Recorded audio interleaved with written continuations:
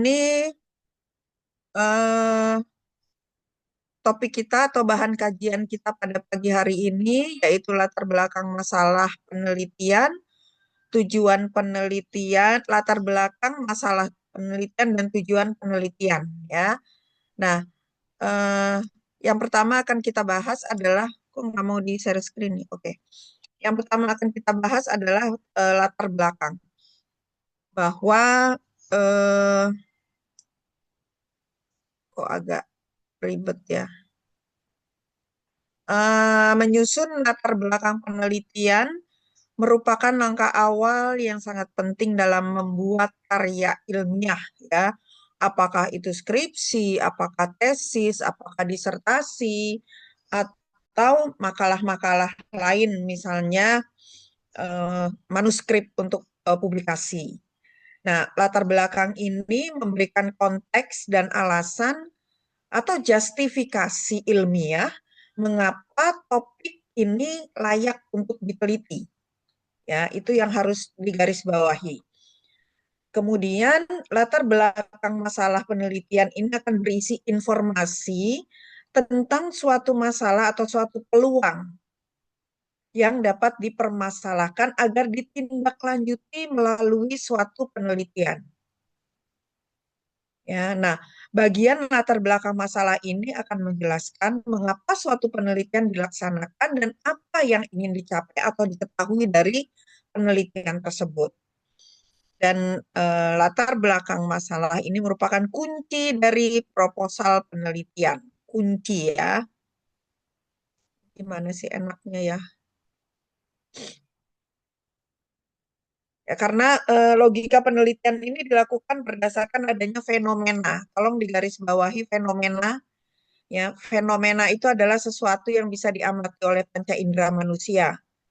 Yang bisa diamati, bisa apa namanya? Bisa dirasakan ya, bisa dilihat, bisa dirasakan, bisa diraba ya. Itulah fenomena. Nah, kemudian latar belakang ini harus berisi fakta-fakta atau fenomena fenomena yang melatar belakangi masalah yang akan diteliti. Kemudian adanya justifikasi ilmiah mengapa penelitian ini harus dilakukan ya, bukan sekedar hendak tapi harus dilakukan. Dan alasan penting masalah yang akan diteliti. Misalnya, kalau penelitian ini tidak dilakukan, maka tidak akan diketahui eh, apakah faktor-faktor yang mempengaruhi peningkatan berat badan anak gitu ya, sehingga penelitian ini perlu dilakukan agar dapat menemukan solusinya gitu ya, misalnya itu justifikasi kenapa pentingnya masalah ini diteliti. Kemudian juga di latar belakang harus ada fakta bahwa belum ada penyelesaian atau jawaban terhadap masalah yang diteliti dan diperkuat dengan hasil penelitian-penelitian sebelumnya. Jadi, hasil penelitian sebelumnya ini menguatkan justifikasi atau fakta-fakta yang atas ini bahwa memang belum ada penyelesaiannya. Ya, sudah ada penelitian sebelumnya, tapi hanya berkaitan dengan ini dan ini, belum ada yang berkaitan dengan variabel yang akan Anda teliti.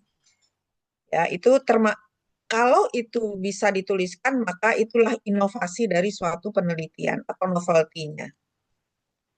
Nah, langkah-langkah sistematis dalam menyusun latar belakang penelitian. Yang pertama, dimulai dari gambaran umum atau general to specific. Ya, mulailah dengan menggambarkan situasi umum terkait dengan penelitian tersebut. Gunakan data atau fakta terkini untuk menunjukkan bahwa fakta tersebut relevan dan penting untuk diteliti. Contohnya, dalam berapa tahun terakhir penggunaan media sosial ini kegedean layarnya saya pakainya yang landscape, jadi saya ini aja ya. Kelihatan nggak kalau begini? Masih kelihatan nggak? Di sini Sih udah ya? kelihatan, Bu. Ya, oke. Nih, contohnya mulai gambaran umum. Dalam beberapa tahun terakhir, penggunaan media sosial di kalangan remaja meningkat tajam. Data dari Kementerian Komunikasi dan Informatika menunjukkan bahwa ini adalah masih masalah yang sangat umum. Ya, Kemudian langkah kedua adalah menunjukkan permasalahan atau kesenjangan atau adanya gap, ya. Gap ini adalah antara yang seharusnya dengan fakta yang ditemukan di lapangan. Itulah gap. Dari mana sih fakta yang seharusnya? Fakta yang seharusnya itu bisa dari teori, ya bisa dari hasil-hasil penelitian sebelumnya, dan sebagainya. Nah, caranya adalah dengan mengidentifikasi masalah nyata yang terjadi di lapangan atau ketidaksesuaian antara teori dan praktik.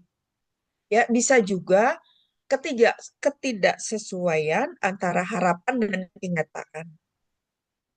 Ya, contohnya, meskipun media sosial dapat menjadi sarana komunikasi yang efektif, banyak remaja yang mengalami gangguan kesehatan mental akibat penggunaannya yang berlebihan. Atau banyak remaja yang mengalami gangguan fisik akibat penggunaannya yang berlebihan. Ya, ini adalah permasalahan atau kesenjangan. Secara secara teori penggunaan media sosial itu baik, tapi fakta di lapangan banyak pengguna media sosial yang mengalami gangguan, baik itu kesehatan fisik maupun kesehatan mental, ya.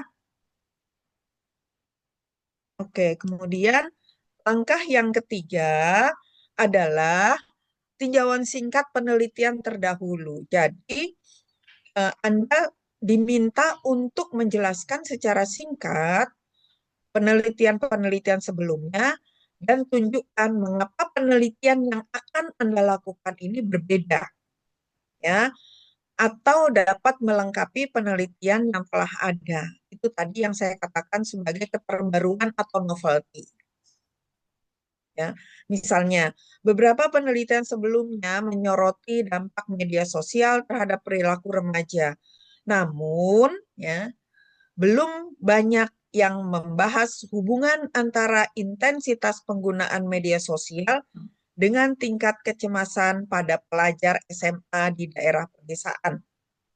Ya, nah di paragraf terakhir itu harus ada kata-kata namun, ya, ini harus ada nih sebagai eh, fakta atau fenomena yang memang harus ditekankan, gitu ya. Nggak kelihatan kalau merah ya.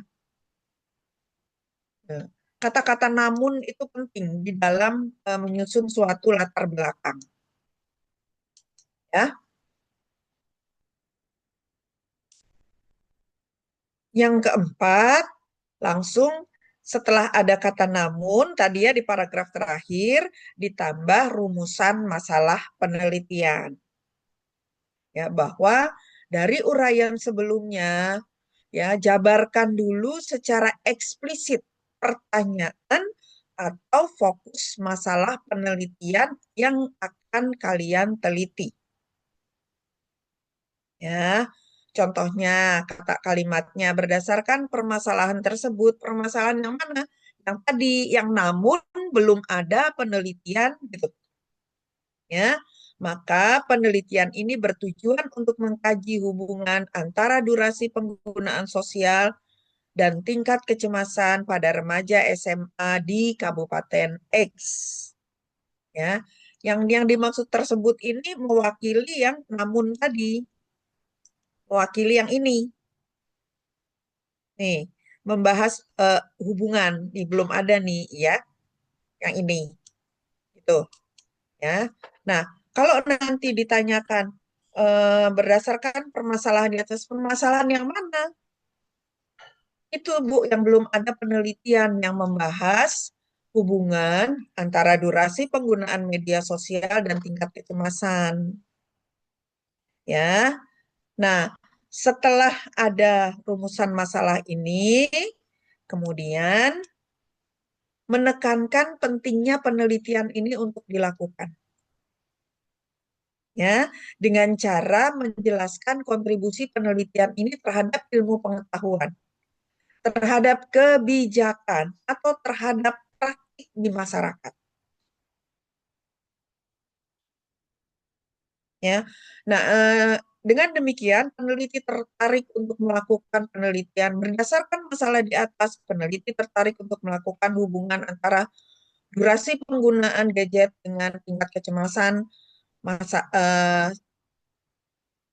siswa SMA di Kabupaten X. Diharapkan hasil penelitian ini dapat memberikan masukan bagi sekolah dan orang tua dalam mengatur penggunaan media sosial di kalangan pelajar SMA di Kabupaten X gitu ya. Oke. Kalau kita lihat tadi bahwa di eh, ini ya, jadi strukturnya adalah penjelasan umum tentang topik tadi ya, kemudian masalah yang muncul, kajian singkat penelitian sebelumnya, rumusan masalah, dan urgensi atau pentingnya penelitian dilakukan, di mana di dalamnya adalah mengandung manfaat.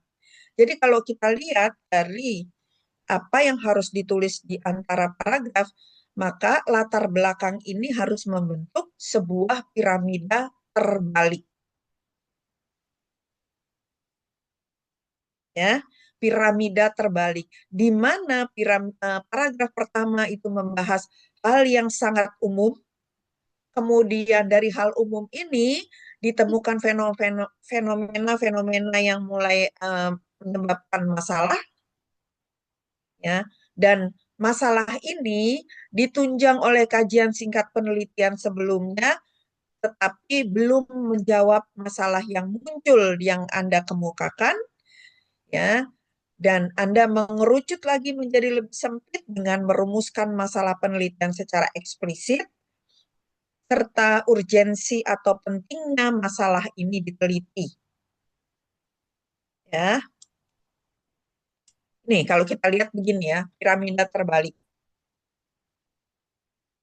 Ya, yang pertama adalah penjelasan umum tentang topik, kemudian ada fakta atau fenomena yang ditemukan, kemudian ada kesenjangan antara fakta dan fenomena dengan yang seharusnya, antara harapan dengan kenyataan, antara teori dengan yang seharusnya.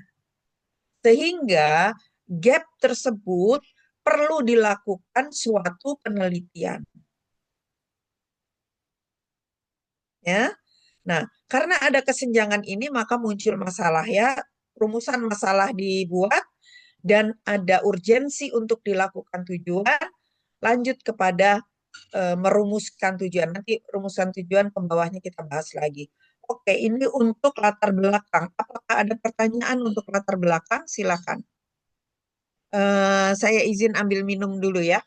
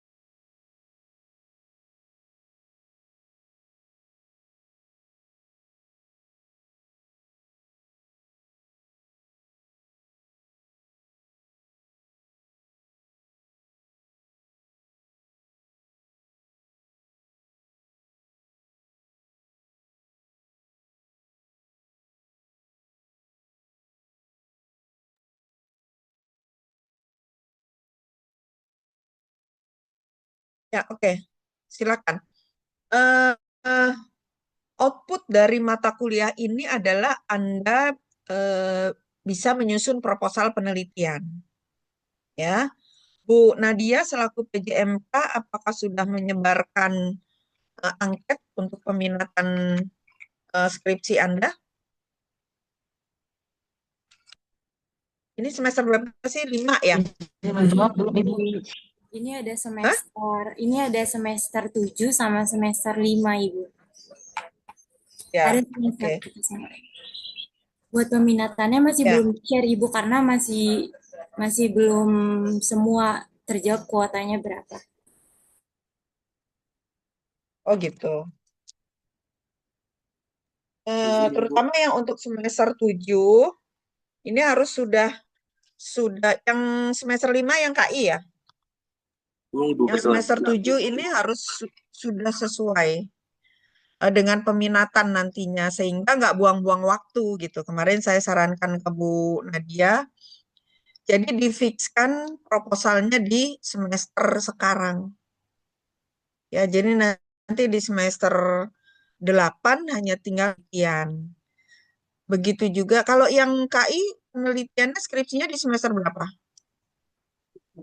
Belum tahu sih Bu. KI Dari belum tahu.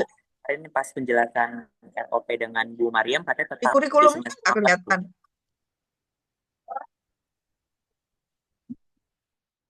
Tetap di semester 8. Iya Ibu.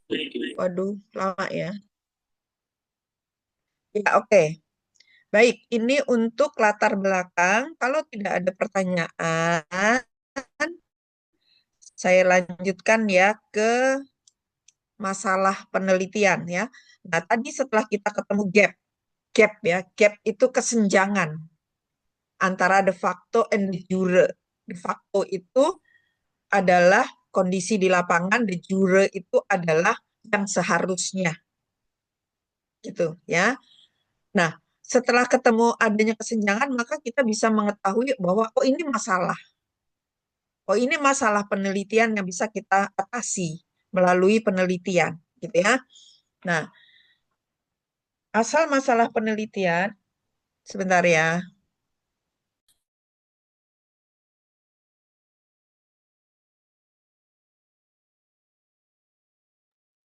Ya, asal masalah penelitian bahwa di setiap penelitian harus didasarkan pada masalah. Masalah itu apa? Masalah itu adalah gap tadi, kesenjangan antara yang seharusnya dengan fenomena atau fakta di lapangan. Ya, dan masalah ini merupakan suatu kesulitan yang harus dihadapi sehingga memerlukan penyelesaian atau pemecahannya. Dan biasanya sulit membedakan antara masalah dan fenomena. Nanti akan kita bahas yang mana yang fenomena, yang mana yang masalah. Ini contohnya ya, orang sakit kanker. Sakit kanker itu merupakan kejadian, fenomena, ya bukan masalah. Ada apa dengan orang sakit kanker? Itulah fenomena, ya. Itulah masalah. Misalnya, obat apa untuk mengatasi penyakit kanker gitu. Tapi fakta atau fenomenanya adalah pasien yang sakit kanker gitu. Bisa ya membedakan ya antara fenomena dengan masalah ya. Nah, masalahnya contoh masalah lain yang berkaitan dengan fenomena orang sakit kanker adalah apakah kanker disebabkan oleh makan daging yang berlebihan? Itu adalah masalah ya. Tapi nggak semua masalah harus diteliti gitu. Yang mana masalah mana yang harus diteliti? Ya, nanti di slide berikutnya ada. Sudah bisa belum membedakan antara fenomena dengan masalah?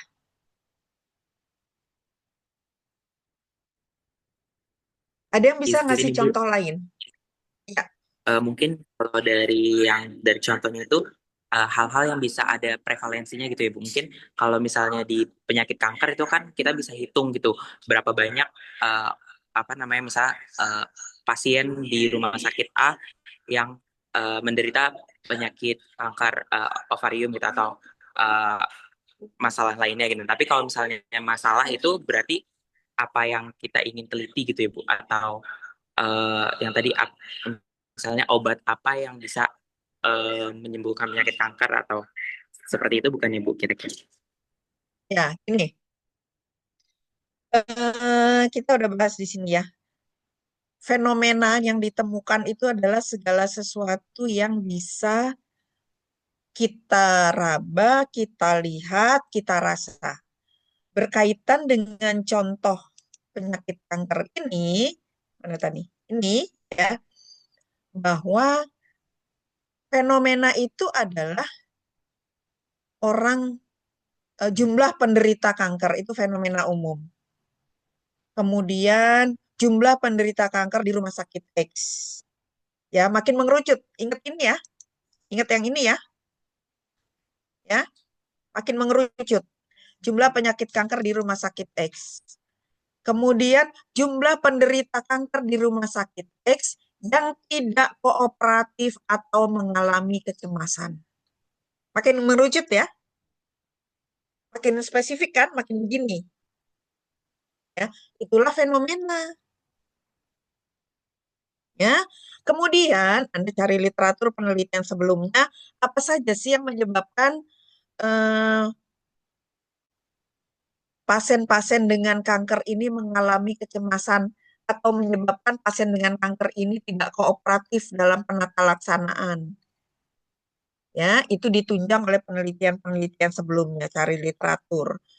Kemudian, dari berbagai literatur tersebut, ternyata belum ada loh yang meneliti apakah faktor dukungan keluarga menyebabkan pasien penderita kanker ini menjadi tidak kooperatif. Gitu. Ya, dari penelitian yang sudah Anda temukan. Kenapa kok Anda menganggap dukungan keluarga? Karena fenomena yang ditemukan di rumah sakit X, pasien-pasien kanker yang mengalami kecemasan dan tidak kooperatif rata-rata tidak didampingi keluarga, gitu. Sudah paham? Makin mengerucut.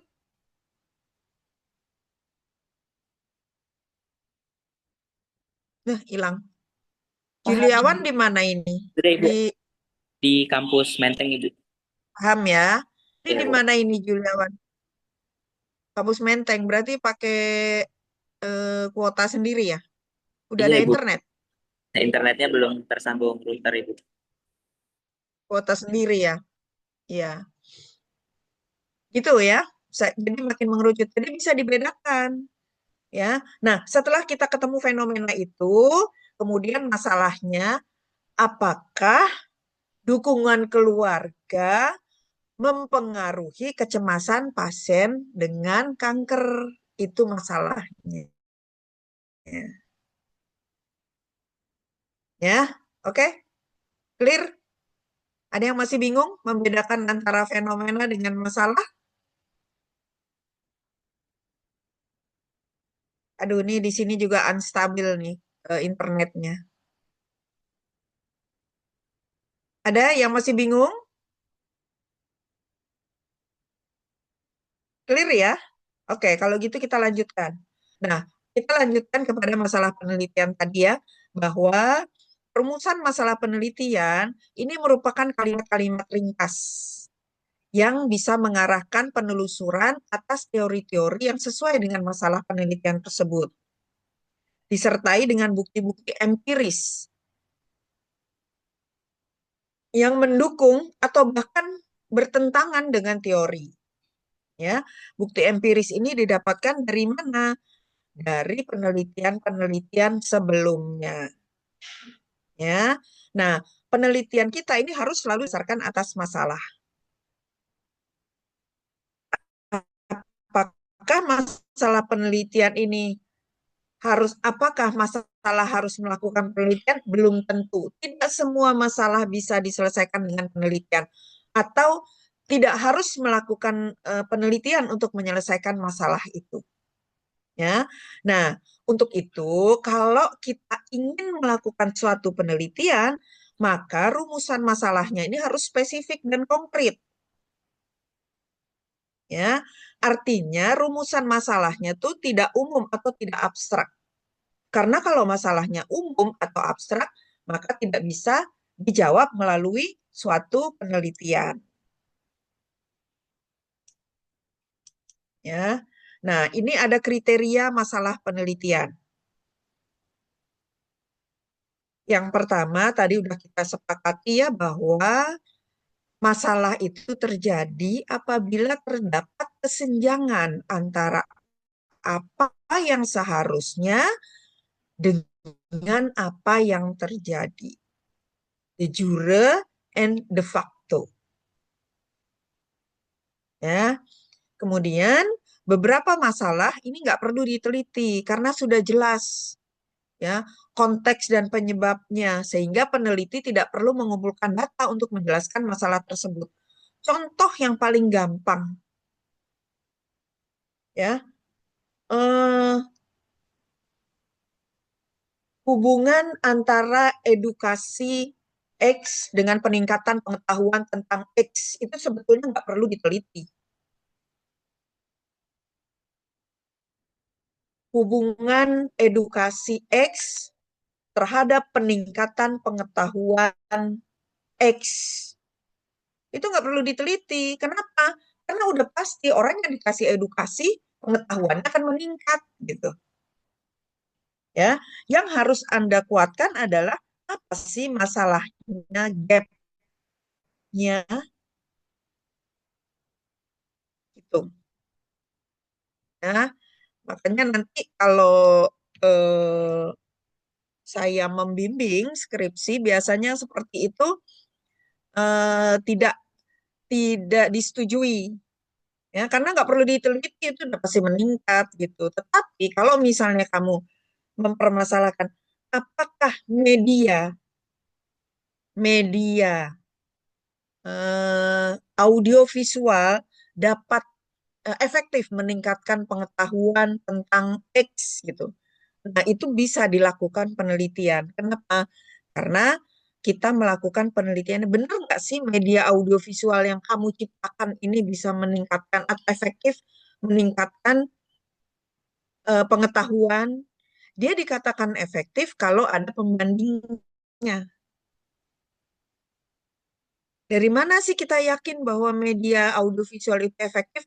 Karena ada perbedaan tingkat pengetahuan yang antara yang pakai media X audiovisual dengan yang tidak pakai gitu. Jadi harus desainnya adalah kuasi eksperimen dengan kontrol grup desain gitu. Ya, dari judulnya sudah harus kelihatan bahwa ini desainnya menggambarkan ini. Ngomong-ngomong judul penelitian sudah ya. Bu Nadia sudah masuk. Untuk judul penelitian Bu Nadia sudah masuk belum? Bu Nadia kemarin masuk apa topiknya? Sejarah penelitian sama daftar pustaka, Ibu. Loh, judul belum?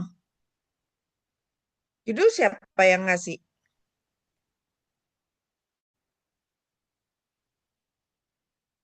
Aduh, ya udahlah kita lanjut aja ya. Nih, contoh. Rata-rata kadar hemoglobin ibu hamil lebih rendah daripada ibu yang tidak hamil. Fakta pengetahuan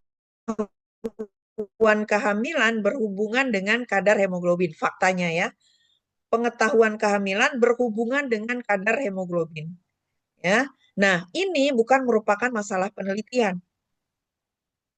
Rata-rata kadar hemoglobin ibu hamil lebih rendah dari pada ibu yang tidak hamil. Jelas, ini bukan nggak perlu diteliti gitu. Karena memang secara teori eh, kalau proses kehamilan itu menyebabkan hemodelusi sehingga kadar Hb-nya menurun gitu. Jadi ini nggak perlu diteliti.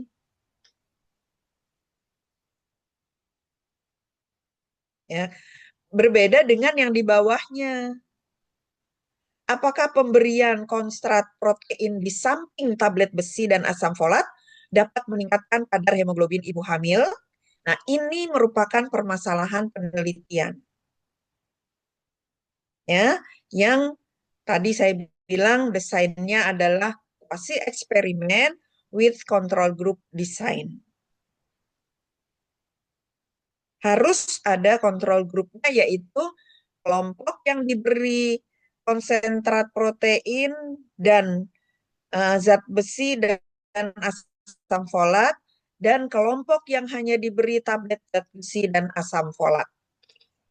Karena kita pengen tahu nih apakah pemberian konsentrat protein ini bisa meningkatkan kadar Hb ibu gitu. Bingung ya?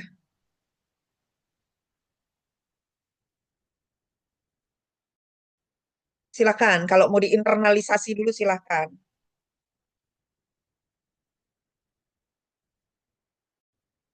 Kenapa yang atas bukan masalah penelitian? Kenapa yang atas bukan masalah penelitian? Kenapa? Ada yang bisa justifikasi? Izin Ibu, Tadi- apa yang Ya, atas bukan? Arya, silakan. Karena kan memang sebelum kita penelitian kan kita harus paham dulu tentang teori dasarnya gitu. Kalau sedangkan di teori kan bahwa sudah jelas kalau hemoglobin pada ibu hamil itu kan apa namanya lebih rendah daripada ibu yang tidak hamil karena kan dia sedang mengandung atau badannya tuh sedang berbadan dua. Jadi hemoglobinnya tuh mungkin kebagi gitu. Jadi itu tidak perlu diteliti, itu memang sudah apa emang ada teori base-nya gitu tentang pembuluh darah atau hemoglobin. Nah, kenapa yang bawah itu penelitian? Karena memang ada fenomena ibu hamil yang hemoglobinnya rendah. Lalu masalahnya kita menggunakan eksperimen yaitu dengan memberikan konstrat protein. Apakah dengan pemberian konstrat protein ini hemoglobinnya bisa meningkat? Dan kita tadi menggunakan metode with eksperimen with control group gitu. Jadi kita bereksperimen dengan grup ibu hamil yang mungkin terdiri dari beberapa orang, kita lakukan pemberian konstrat protein, lalu kita teliti apakah terjadi kenaikan atau tidak. Jadi yang bawah mengapa disebut penelitian? Karena ada masalah dari suatu fenomena yang diteliti, sedangkan dari atas itu hanya kayak teorinya saja gitu, atau hanya eksplanasi dari penjelasan kenapa hemoglobin pada ibu hamil itu rendah gitu. Hmm. Hmm. Ada punya pendapat lain? Ingat tadi masalah penelitian itu apa? Kuncinya apa masalah penelitian? Izin menjawab Ibu, Berdasarkan Adanya apa? adanya gap Ibu, adanya gitu. Jangan kesenjangan. Adanya kesenjangan atau gap antara de jure and de facto. Yang di atas ada nggak gapnya nih? Kalimat di atas ini gapnya ada nggak? Tidak ada Ibu. Nggak ada Nggak Ibu. ada. Ya, yang di bawah gapnya kira-kira apa nih?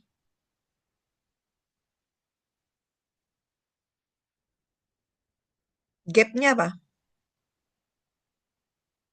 Kesenjangannya apa? Sehingga ini merupakan permasalahan yang dapat diteliti.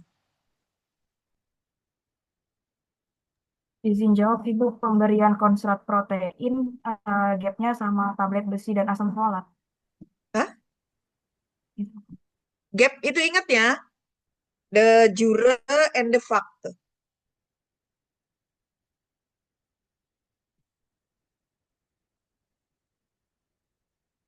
De jurenya apa? Secara teori, konsrat protein ini bisa meningkatkan kadar hemoglobin. Ya, de factonya apa? Kok ibu-ibu hamil yang sudah diberikan zat besi dan asam folat masih rendah kadar Hb-nya? Itu de facto. Ya, sehingga peneliti ingin melakukan nih, ingin membuktikan apakah benar pemberian konsentrat protein ini bisa meningkatkan kadar Hb ibu hamil yang walaupun sudah diberikan zat besi dan asam folat. Gitu ya.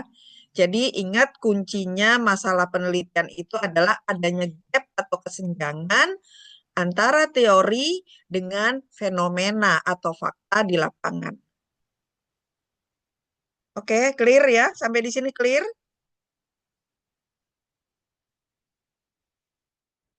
Clear ya? Oke, kita lanjut. Ini ada beberapa syarat bahwa itu merupakan masalah penelitian. Yang pertama adalah kemampu laksanaan. Ya, artinya masalah itu bisa nggak kita teliti dalam tempo waktu 1 semester. Praktisnya kalau Anda nanti 4 bulan ya. Bisa nggak gitu. Kalau masalahnya terlalu besar, kemungkinannya nggak bisa dilakukan penelitian hanya dalam waktu 4 bulan. Ya. Kemudian yang kedua memberikan sesuatu yang baru. Artinya apa? Berbeda dengan penelitian yang sudah ada sebelumnya yang tadi di latar belakang Anda cantumkan gitu. Ya. Dan yang berikutnya adalah etis dan relevan. Contoh masalah penelitian tidak etis dan tidak relevan. Ya, apakah menghentikan kebiasaan beribadah dapat menyebabkan kecemasan? Itu nggak boleh. Ya, kenapa nggak boleh? Karena melanggar HAM. Kan kamu harus melakukan pada sampelnya, kamu harus tidak boleh dulu beribadah selama sekian hari, gitu kan? Terus kamu ukur apakah dia cemas atau tidak. Ya, nah itu tidak boleh dilakukan karena tidak etis.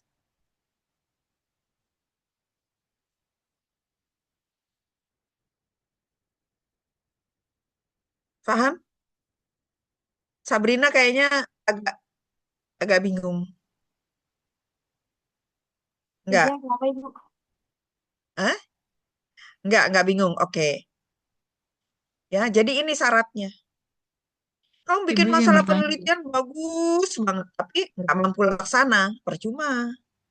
Ya, kamu bikin penelitian dengan melihat fenomena-fenomena dari penelitian sebelumnya, nggak ada bedanya. Artinya nggak ada sesuatu yang baru, nggak ada novelty-nya, ya, nggak bisa dilakukan. Ya, penelitian kamu bagus besar, tapi mengandung melanggar etika dan tidak relevan, nggak bisa juga dilakukan. Ya, Ibu masalahnya izin tidak bertanya. etis. Ya, silakan Jessica. Izin bertanya Ibu. Misalnya Ibu di dalam suatu penelitian nih, kita kan mau ngambil judul yang sama, misal kayak punya cutting Bu. Nah, Mm-mm. kan kalau kayak gitu kan berarti nggak ada suatu itu termasuk suatu pembaharuan atau enggak ya Bu? Kalau misalnya dia itu si skripsinya ini tuh nggak pernah dipakai dalam jangka waktu yang lama kayak gitu Ibu. Apakah itu termasuk sudah dalam sesuatu yang baru, kita mencari data-data yang terupdate atau itu ya udah sama aja nggak ada pembaruannya Bu? Pembaharuan di sini sesuatu yang baru ini bukan berarti hanya sekedar datanya baru, ya. Tapi pembaharuan di sini adalah komponen atau variabel yang ditelitinya, yang berbeda dengan penelitian sebelumnya, ya. Eh, ada beberapa mazhab ya bahwa untuk tingkat sarjana boleh melakukan penelitian replikasi namanya. Replikasi dengan jumlah sampel dan populasi yang berbeda. Gitu. Misalnya penelitian sebelumnya dilakukan di kota X. Nah, Anda mau melihat nih fenomena atau masalah ini di kota D misalnya. Itu boleh dilakukan sepanjang, ingat tadi yang di atas, sepanjang kalian menemukan masalah penelitian yang berdasarkan dengan fenomena.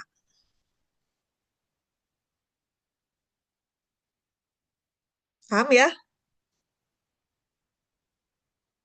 Kalau nggak ketemu Amin. fenomena, nggak ada tuh masalah penelitian gitu. Misalnya, Jessica mau melakukan penelitian yang sudah dilakukan kakak tingkatnya. Misalnya, hubungan penggunaan gadget dengan kejadian insomnia pada siswa SMA X gitu. Itu udah ada ya penelitiannya. Nah, terus Jessica mau melakukannya di SMA yang berbeda gitu. Ya. Apa sih fenomena yang melatar belakanginya sehingga merasa bahwa itu harus diteliti gitu. Nah, itu harus jelas, harus clear gitu ya. Itu namanya penelitian replikasi, Jessica. Boleh dilakukan. Boleh dilakukan sepanjang relevan. Relevan itu artinya adanya kesesuaian antara fenomena dengan eh, apa tadi?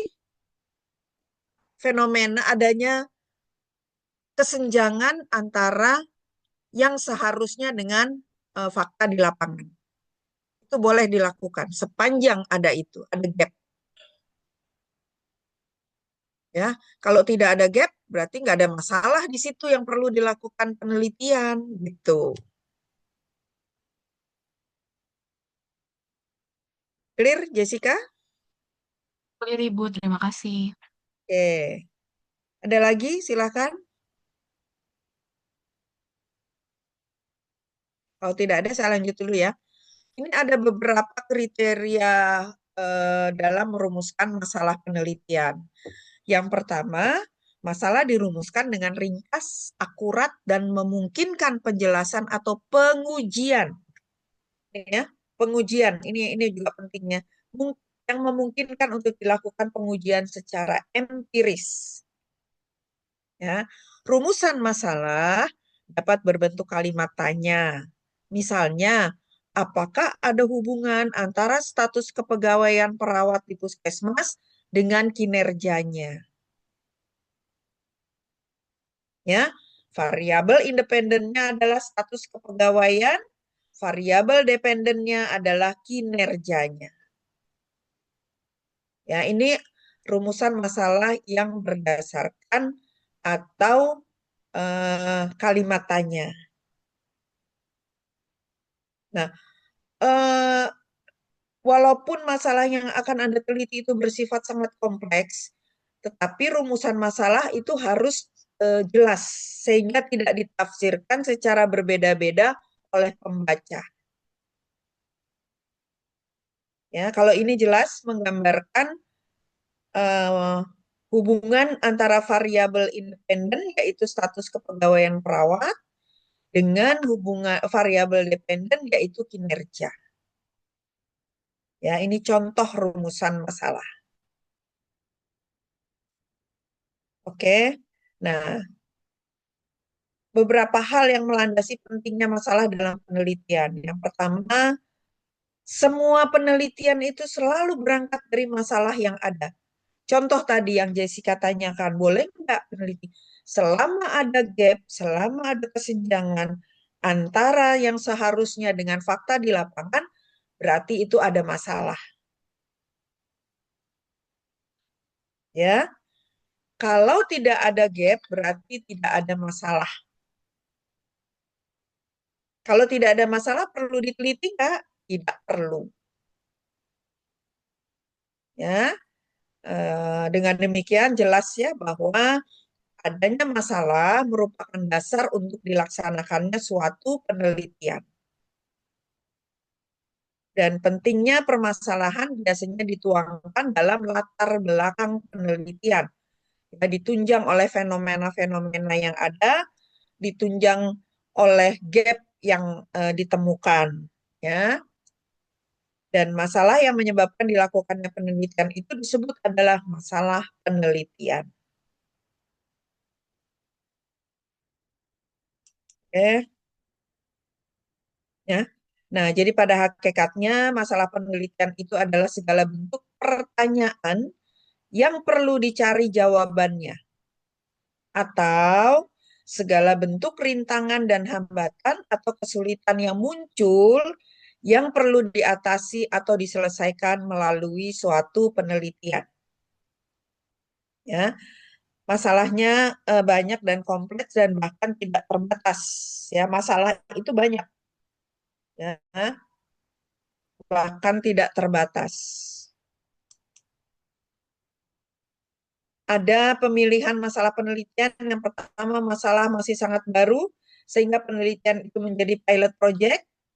Ya, masalah aktual yang sudah ada, kemudian masalah praktis, ya, harus memadai atau tadi ya, kemampu laksanaan, dan sesuai dengan kemampuan peneliti. Nomor memadai ini bisa dari waktu, biaya, dan sebagainya sesuai dengan kemampuan peneliti. Kemampuan peneliti ini lebih ditonjolkan kepada pengetahuan tentang penelitian, ya, dan tidak bertentangan dengan kebijakan pemerintah, ya. Kemudian ada yang mendukung. Mendukung itu artinya penelitian-penelitian sebelumnya,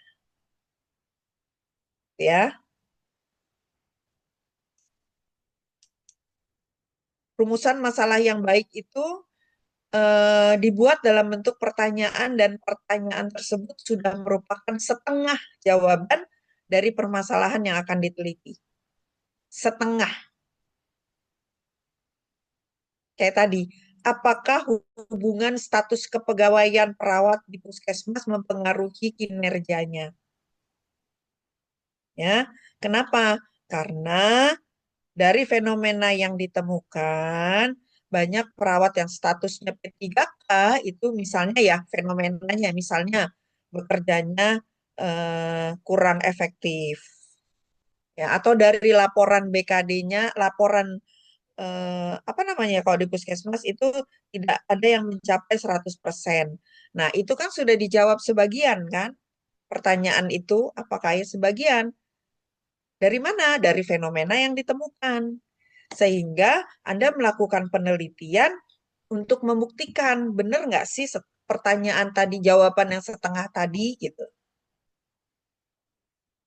Ya. Kemudian padat dan jelas ya.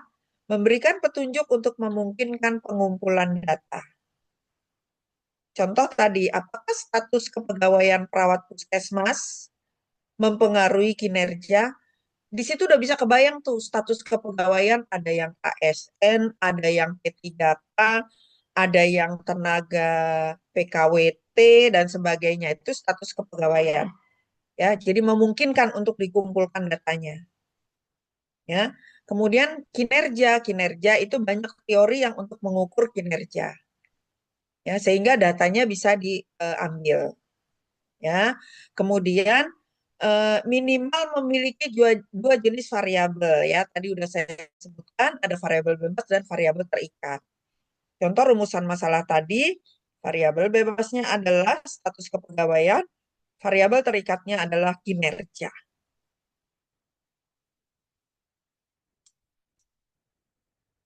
Ini jenis masalah penelitian menjelaskan variabel tanpa membuat suatu perbandingan ataupun menghubungkan. Ada juga yang ini namanya deskriptif. Ya. Jadi variabelnya itu hanya deskriptif. Misalnya efektivitas kunjungan pengguna perpustakaan Poltekkes Jakarta 3 dalam kurun waktu 2024. Jadi nanti Anda hanya menggambarkan berapa persen kunjungan ke perpustakaan itu yang hanya membaca. Berapa persen yang kunjungan ke perpustakaan itu menyelesaikan tugas. Berapa persen kunjungan ke perpustakaan itu yang hanya sekedar beristirahat gitu ya. Ini contoh deskriptif. Ya. Kemudian yang komparatif misalnya membandingkan antara variabel yang satu dengan variabel yang lainnya. Dan ada juga asosiatif yaitu menghubungkan antara dua variabel. Contohnya tadi ya, apakah status kepegawaian berhubungan dengan kinerja? Itu menghubungkan dua variabel. Ya, kalau yang membandingkan antara variabel yang satu dengan variabel yang lainnya, misalnya, apakah IPK mahasiswa yang jalur masuk melalui PMDP, perbedaan IPK mahasiswa jalur masuk melalui PMDP dengan melalui tes tulis, itu yang komparatif. Ya, membandingkan. Kalau yang menghubungkan dua variabel yang tadi ya, contoh lainnya misalnya apakah lama kerja dosen mempengaruhi kemampuan dosen dalam menjelaskan. Itu contohnya adalah asosiatif. Ya. Ini contohnya. Contoh yang masalah deskriptif nih. Bagaimana kemampuan perawat dalam berkomunikasi? Ini deskriptif tadi. Ya, nanti sekian persen perawat kemampuannya baik, sekian persen perawat kemampuannya sangat baik, sekian persen perawat kemampuan komunikasinya kurang. Ya, contoh-contoh deskriptif. Bagaimana peran manajer keperawatan dalam meningkatkan motivasi kerja di organisasi? Ya, ini juga deskriptif. Ini contoh bagaimana peran perawat dalam meningkatkan citra rumah sakit.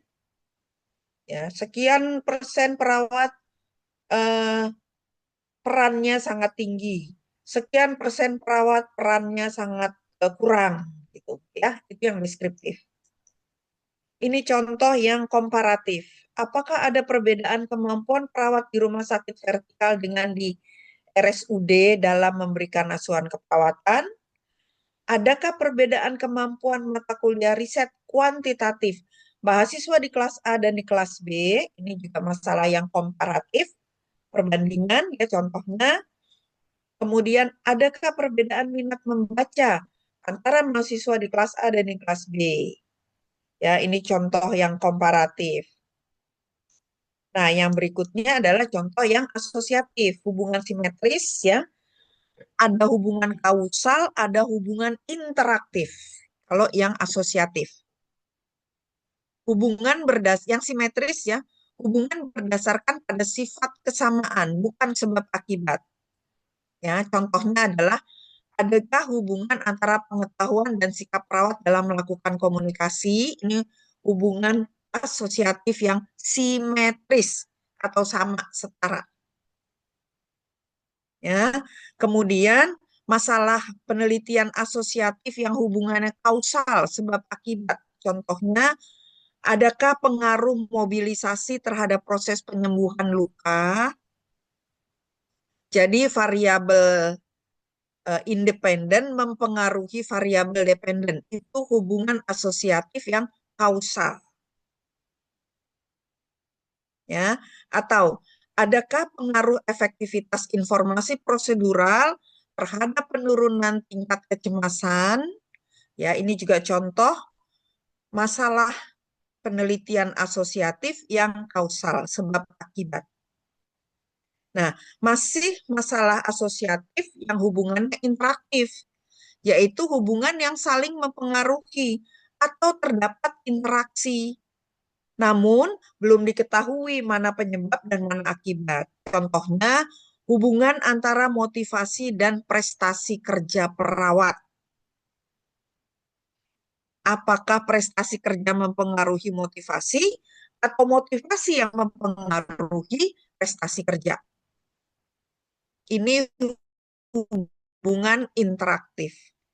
Nah, kalau kita merumuskan masalahnya seperti ini, harusnya udah kebayang nih nanti uji statistiknya akan menggunakan apa. Gitu. Ya. Kalau kita bicara adakah hubungan antara pengetahuan dan sikap perawat dalam melakukan komunikasi, kalau saya baca ini kita udah kebayang nih nanti kalau kita menggunakan datanya numerik maupun person gitu ya. Dari judul aja seharusnya sudah bisa kita tentukan uji statistiknya akan menggunakan apa. Ngomong-ngomong, mata kuliah statistik udah lulus semua kan ya? Udah kan? Atau masih ada yang harus mengulang statistik? Yang KI sudah statistik sudah ya? Sudah Ibu, semester lalu. Oke. Ya. Oke, kita lanjut. Ini beberapa sumber-sumber penemuan masalah penelitian. Ya, yang pertama literatur yang dipublikasikan. Yang kedua literatur yang tidak dipublikasikan. Ya, skripsi, tesis, disertasi itu biasanya ada di rekomendasi. Rekomendasi untuk penelitian selanjutnya. Ya, cari di situ. Ya, gitu. Nah, kalau dari buku teks, oh kita bisa tahu loh, harusnya secara teori gini. Ya, tapi kenapa kok di lapangan saya menemukannya? Secara teori harusnya A, tapi di lapangan saya menemukannya B. Nah, itu kan ada kesenjangan. Gitu ya. Bisa dari jurnal ya. bisa dari teks database. Ini sumber-sumber mencari masalah penelitian ya. Nih, di mana tempatnya, Bu? Di perpustakaan itu yang tadi yang saya bilang. Yang semuanya ini adanya di perpustakaan ya. Tapi selain di perpustakaan, kita juga bisa mencari dari observasi dan kewaspadaan atau peka terhadap setiap kejadian dan fenomena di sekitar kita. Contoh, mungkin saya sudah pernah menceritakannya kepada Anda. Kenapa ketika disertasi saya menciptakan suatu model, ya, itu saya temukan dari adanya observasi dan kewaspadaan. Dari mana? Saya melihat anak-anak talasemia ini banyak yang duduk di gerbang dengan wajah pucat. Ada apa ini? Gitu. Saya tanya, adik kok nggak ke ruangan? Saya udah nggak kuat jalan, Bu. Saya lemes. Karena pucat, saya langsung berasumsi bahwa padahal secara teori, anak-anak yang talasemia HB itu tidak boleh di bawah 9 gram persen. Ya, ada apa ini? Gitu ya. Itu saya temukan dari observasi dan kewaspadaan. Saya menemukan fenomena itu. Ya. Kemudian yang ketiga, bisa melalui diskusi. Ya, diskusi di dalam pertemuan-pertemuan ilmiah. Makanya kalau ada seminar-seminar gitu ya, jangan antipati karena disitulah kita bisa menemukan masalah penelitian. Oke, itu untuk masalah. Ada pertanyaan untuk masalah penelitian, silakan. Silakan. Saya suka ngelihat wajah-wajah bingung. Bingung artinya berproses, ya. Ayo, silakan. Siapa yang ingin bertanya? Saya stop share dulu.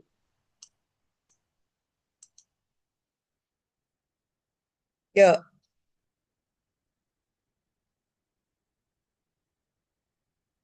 sebelum ke perumusan tujuan. Ada pertanyaan?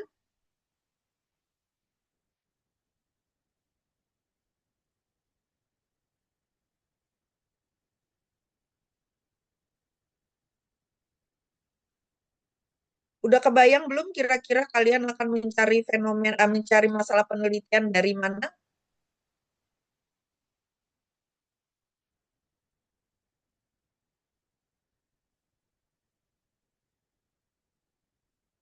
Friskila Valentina. Kalau saya bilang bahwa jumlah angka jumlah penderita stunting di kelurahan X meningkat, itu fenomena atau masalah, Friskila? Itu kan bisa kita lihat ya, Bu. Jumlah itu kan bisa dilihat berarti fenomena. Fenomena. Terus masalah penelitiannya apa kira-kira kalau itu fenomena? Bisa dari faktor meningkatnya apa? Coba dirumuskan masalah penelitian. Oke. Bisa misalnya mm, faktor yang menyebabkan tingginya angka stunting di kelurahan tersebut. Tadi syarat rumusan masalah penelitian harus apa? Eh, Harus kalimat apa? ada gapnya, Ibu. Bukan, rumusannya harus kalimat apa? Ada yang masih ingat tadi? Padat dan jelas. Hah? Dirumuskan Ini dalam Bu, kalimat kalimat apa? tanya Ibu. Bentuk pertanyaan. Kalimat tanya. Coba Friskila dibuat dalam kalimat tanya.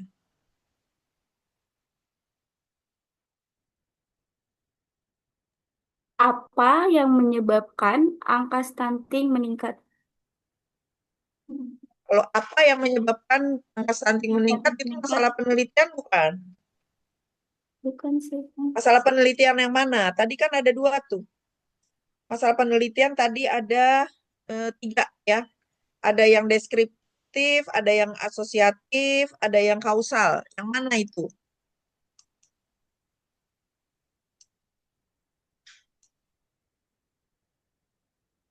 Hmm? Nih, Yang ini yang deskriptif, kemudian yang komparatif, kemudian yang asosiatif. Yang mana? yang deskriptif Ibu tanpa ada perbandingan. Tanpa ada perbandingan. Mm-mm. Apa? Jadi gimana rumusannya? Nih, kalau kita lihat dari yang deskriptif itu bagaimana, bagaimana, bagaimana. Oke. Bagaimana angka stunting dapat meningkat pada daerah tersebut? Bisa terjawab masalah itu? Bagaimana? Oke, kalau tidak, bagaimana peran orang tua dalam Mm-mm. memberikan makan kepada anak yang menderita stunting? Ya, itu yang deskriptif ya. Mm. Oke, kalau yang komparatif, kira-kira gimana? Fenomena yang lain lah, nggak usah stunting. Komparatif, bisa kasih contoh? Juliawan bisa kasih contoh? Masih di mute, masih di mute. Oh, misalnya ini Bu, fenomenanya tingginya angka tuberkulosis di kecamatan X gitu. Nah, kemudian Mm-mm. apa namanya? Untuk masalahnya ada ada perbedaan terkait apa namanya kepatuhan pada eh, pasien atau tadi orang-orang yang Kepatuhan minum obat. ketahuan minum obat ya dengan edukasi kader di kecamatan tersebut atau bagaimana? Oke. Apakah ada perbedaan kepatuhan minum obat pasien TB paru di antara di Kecamatan. mana dengan di mana? Oh, antara kecamatan Terus ya? Cipayung. Oh iya Bu. Antara misalnya kecamatan Cipayung dengan Ciracas sih Bu. Oke. Ya, oke. Sekarang siapa yang volunteer mau kasih contoh hubungan yang simetris, yang asosiatif? Siapa yang mau kasih contoh? Izin Ibu, Siapa? Ibu izin saya Sabrina mau coba yang asosiatif. Siapa nih? Kaisen. Ah, baik. Kaisen coba, karena nggak keluar di ini. Apakah suaranya jelas Ibu? Suaranya jelas, tapi saya nggak bisa lihat siapa yang ngomong. Ah, coba. Oh ya, Sabrina. Silakan Ya, Sabrina. saya mau coba yang asosiatif Yang Bu. simetris. Oh, yang simetris. Kalau yang simetris, Mm-mm, yang em, simetris dulu ya. oke. Em, adakah adakah hubungan antara em, pengetahuan tentang cara pemberian gizi pada anak dengan eh, pola memilih makanan untuk anak-anak yang jajan sembarangan gitu, gimana ya? Jadi yang variabelnya yang mana yang independen, yang mana yang dependen, atau hubungan dua variabel ini yang mana variabelnya? Antara em, pengetahuan tentang gizi sama variabel itu antara pengetahuan tentang gizi sama Pengetahuan tentang gizi dengan pola pemilihan makanan pada jajanan anak gitu Bu. Kayak pola pemilihan jajanan anak. ya Oke. begitu. Ya. Yang kausal, ada yang mau ngasih contoh? Yang Di sini Bu, hubungan kausal sebab mau akibat? kasih contoh Ya, Ibu. siapa? Arya Arya, Ibu. silakan. Untuk yang Ya, kausal, silakan. adakah pengaruh antara durasi belajar dan prestasi mahasiswa. Ya, betul ya. Apakah ada pengaruh antara durasi belajar dengan prestasi IP ya? Prestasi belajar diukur dengan IPK ya. Oke, kemudian yang interaktif. Izin Ibu ingin coba. Ya, Sinta, silakan. Apakah terdapat hubungan antara tingkat stres dan dukungan sosial pada perawat di ruang ICU? Itu yang apakah ada hubungan? Itu berarti yang simetris ya? Yang Hubungan antara kan saling mempengaruhi, Ibu. mm, yang interaktif. Kamu yang interaktif. Iya, Ibu. Yang mana? Contoh yang mana yang interaktif? Oke, adakah hubungan antara Apakah terdapat hubungan antara tingkat stres dan dukungan sosial pada perawat di ruang ICU? tingkat stres dengan dukungan sosial? Itu bukannya yang kausal ya? Eh, eh, saya berpikirnya kan tingkat stres ini bisa dipengaruhi oleh dukungan sosial, Ibu. Iya, dipengaruhi. Berarti yang kausal. Sebab akibat. Sebab akibat. Oh, berarti bukan bukan hubungan saling mempengaruhinya itu ya, Bu? Bukan, bukan. Itu sebab akibat. Kalau A mengakibatkan B, gitu. Itu yang kausal. Tapi kalau yang interaktif, itu lebih kepada A mempengaruhi B, B mempengaruhi A, gitu. Misalnya gini, uh, hubungan antara penghasilan dengan kepuasan kerja, mana telur, mana ayam.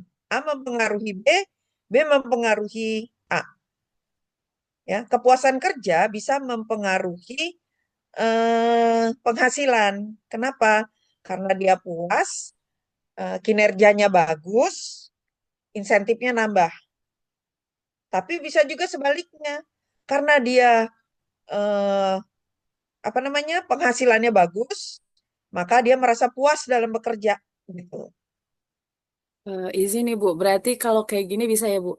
Apakah terdapat hubungan antara kepercayaan diri dan keterampilan komunikasi terapeutik pada mahasiswa di praktik klinik? Jadi variabel X-nya itu kepercayaan diri, sama variabel Y-nya itu keterampilan komunikatif terapeutik ya Bu?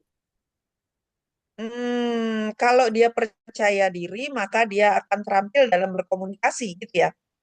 Kalau dia terampil dalam berkomunikasi, maka dia percaya diri, gitu. Iya Ibu. Ya, tapi kalau kamu membuat pertanyaan penelitian atau masalah seperti itu, kamu harus mengesampingkan faktor lain yang menyebabkan atau yang membuat dia percaya diri. Iya baik ya Pak. Mengesampingkan, ya. Artinya mengesampingkan harus kamu standarisasi. Oke, baik. Itu untuk masalah. Saya lanjutkan dengan tujuan penelitian, ya. Setelah ketemu masalah, ya, setelah dirumuskan masalah, maka kita membuat rumusan tujuan.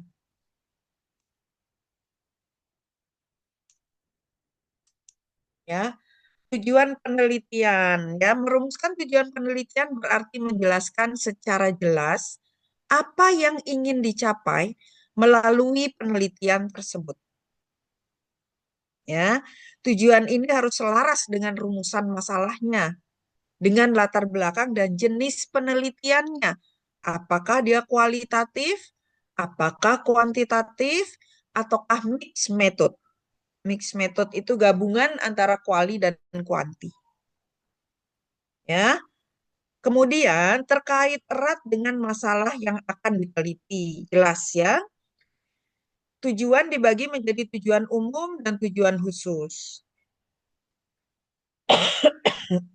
Maaf,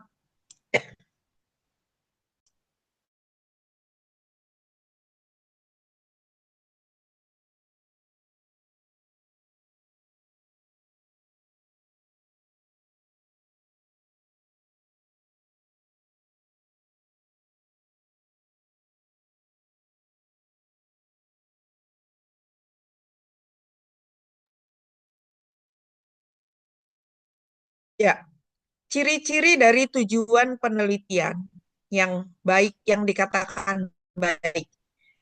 Dia spesifik dan fokus. Fokus kepada apa? Fokus kepada penyelesaian masalah penelitian yang sudah dirumuskan. Ya, jelas dan dapat dicapai. Selaras dengan masalah dan latar belakang yang sudah dibuat sebelumnya dan menggunakan kata kerja operasional seperti mengkaji.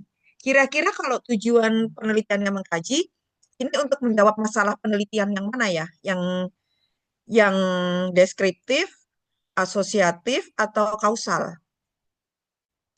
Yang deskriptif atau komparatif? Yang mana kira-kira? Kalau tujuan penelitiannya untuk mengkaji bla bla bla bla bla. Yang mana kira-kira? Hmm? Yuk, Afifah. Afifah, kalau tujuan penelitian ini bertujuan untuk satu, mengkaji bla bla bla bla bla bla. Kira-kira untuk masalah yang mana nih?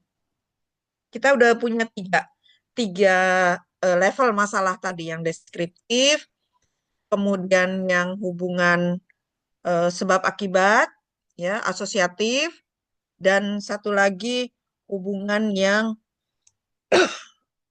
maaf, komparatif. Yang mana Afifah kira-kira? Ini Bu, mungkin deskriptif nih. Yang deskriptif, betul ya. Jadi kalau tujuan kata kerjanya mengkaji, berarti kita hanya akan menampilkan data yang deskriptif. Kemudian menganalisis. Kita bisa pakai untuk masalah yang mana nih? Menganalisis. Kira-kira untuk masalah keperawatan yang mana? Ada yang bisa volunteer menjawab?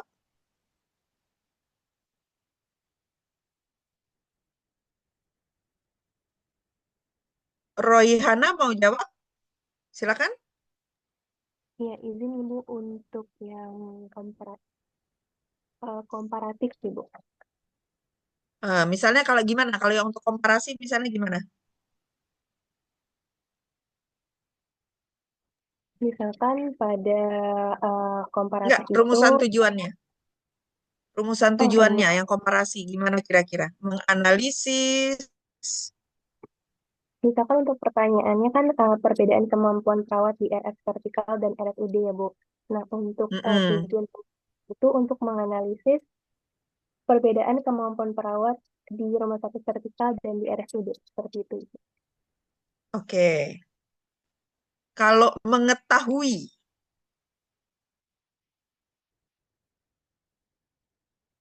bisa ya, bisa bisa deskriptif, bisa komparatif, bisa asosiatif, kausal, kausal, ya. Mengidentifikasi ini sama ya. Kemudian menjelaskan bisa untuk semua masalah ya, ketiga-tiganya bisa. Kemudian mendeskripsikan. Kira-kira untuk apa?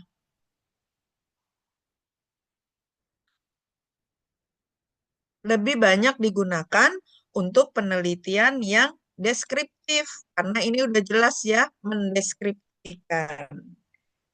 Ya, kalau menguji hubungan,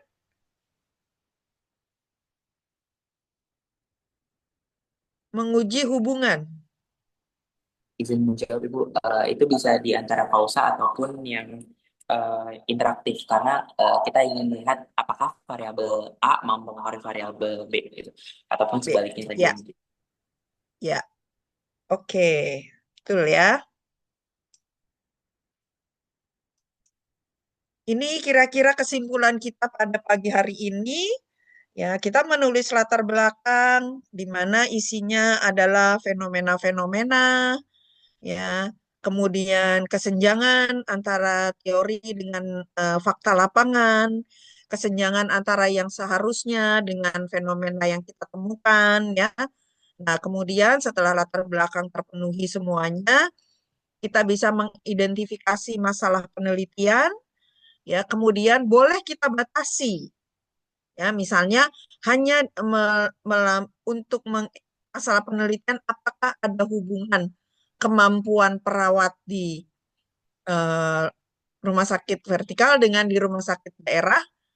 Nah, kita batasi kemampuannya itu dalam hal apa? Misalnya dibatasi dalam hal pemberian asuhan keperawatan, mulai dari pengkajian sampai dengan evaluasi. Ya, itu batasan masalahnya.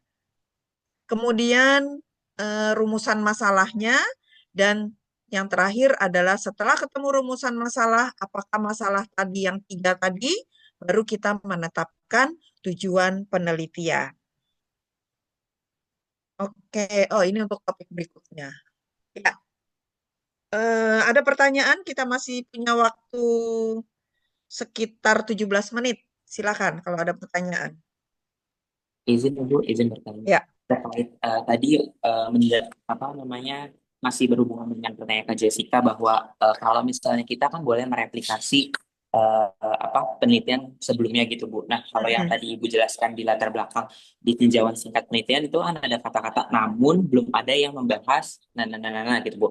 Nah, kalau misalnya kita mengambil atau udah dari penelitian sebelumnya itu katanya tuh diganti apa ya Bu? Apakah namun ada perlunya pembaharuan apa gitu atau bagaimana Bu cara merumuskan di situnya kalau kita menggunakan replikasi?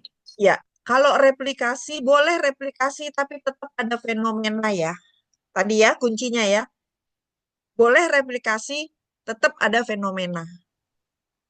Nah, fenomena kan nanti ketemu tuh kesenjangan antara yang seharusnya dengan fenomena yang ditemukan.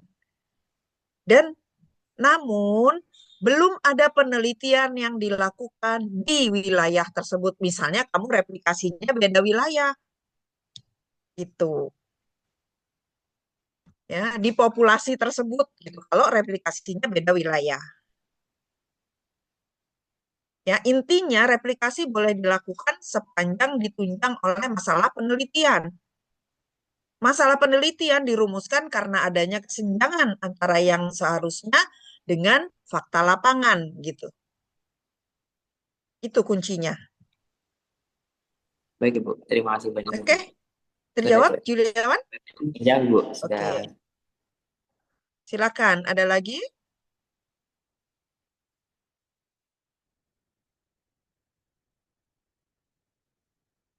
Silakan kalau ada pertanyaan.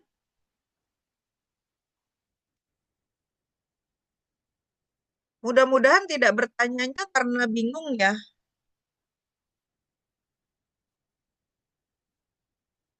Ya. Karena ini kuncinya. Jadi nanti kalau Anda menyusun proposal, nggak bisa ke bab metodologi, nggak bisa ke bab 2 teori dan kerangka teori, kalau Anda belum yakin betul apa yang mau Anda teliti. Ya, kalau untuk bisa yakin apa yang mau diteliti, Anda sudah punya masalah penelitian.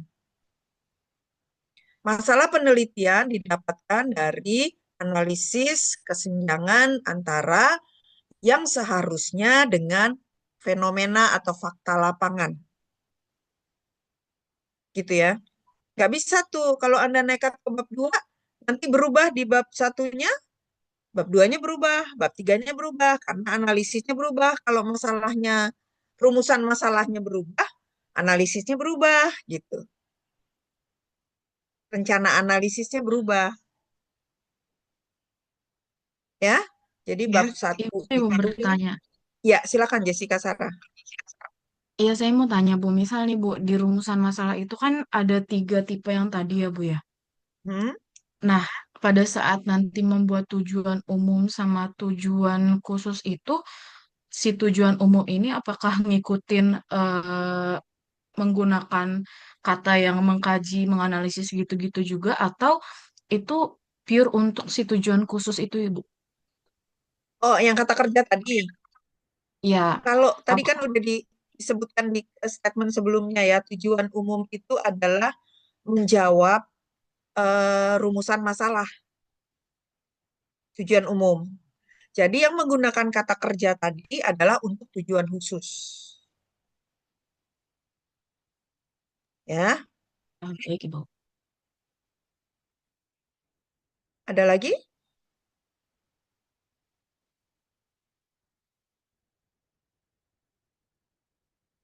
Izin Ibu bertanya untuk tadi kan sempat disinggung juga untuk pembaharuan ya.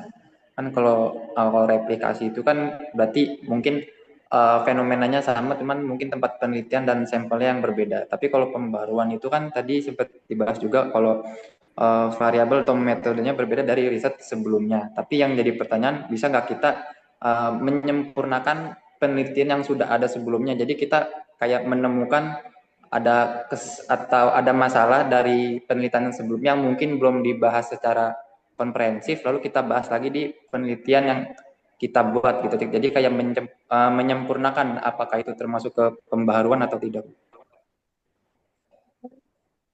Biasanya semua penelitian tuh tertulis keterbatasan penelitian, gitu ya.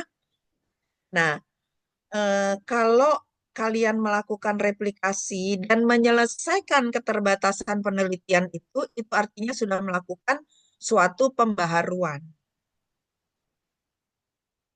Gitu. Makanya harus ditulis tuh nanti di laporan adanya keterbatasan penelitian. Misalnya, keterbatasan penelitian. Penelitian ini memiliki keterbatasan belum ditelitinya variabel lain yang memungkinkan mempengaruhi variabel X gitu. Nah, Anda tambahkan variabel di situ, itu berarti sudah melakukan suatu pembaharuan. Gitu, Arya. Baik Ibu, terima kasih. Ya, silakan.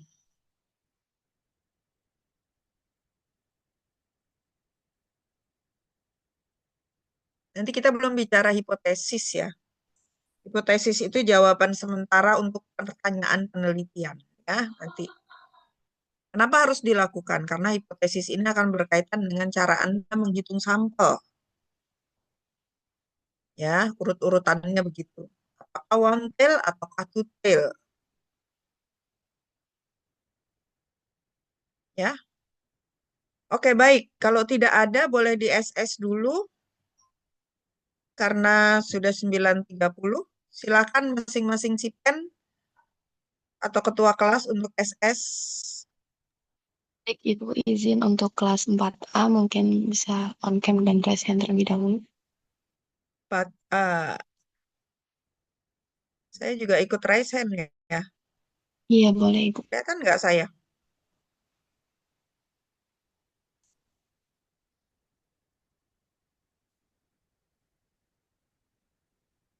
Izin Ibu untuk di raise hand aja. Boleh Ibu. Udah, kelihatan nggak raise hand-nya? Kok saya nggak bisa ngelihat saya sendiri ya? Belum raise hand Ibu. Oh, belum? Belum Ibu.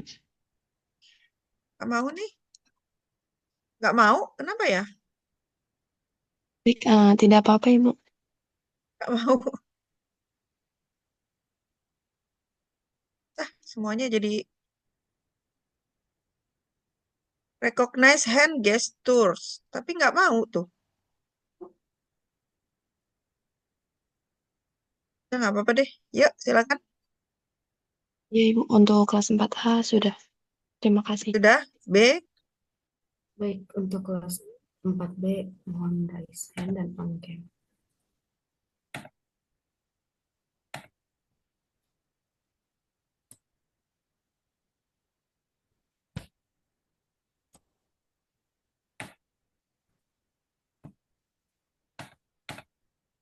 Sebentar, slide terakhir.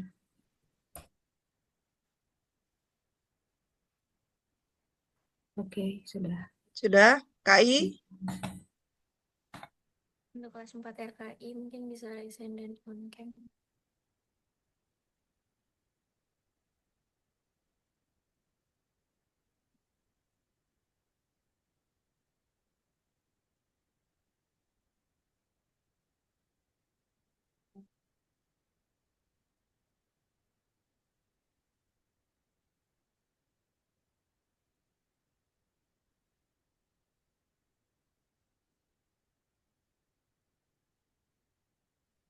Untuk kelas 4 RKI sudah.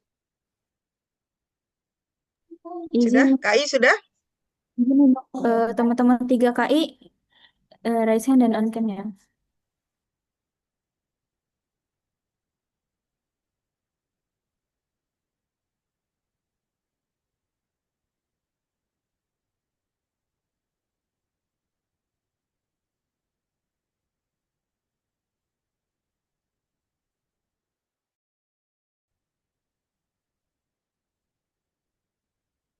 Luxa nggak raise hand.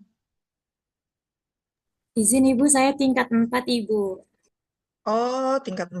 Oh, tingkat 4 ada RKI juga ya? Berarti ini 4 kelas ya? Iya Ibu, 4 kelas. Oke, sudah belum? KI? KI. Udah belum KI? Belum. Udah, Sudah? Ibu. Sudah, baik. Berarti udah semua ya? Baik, karena tidak ada lagi yang perlu kita diskusikan, saya akhiri perkuliahan kita pada pagi hari ini. Terima kasih atas partisipasi.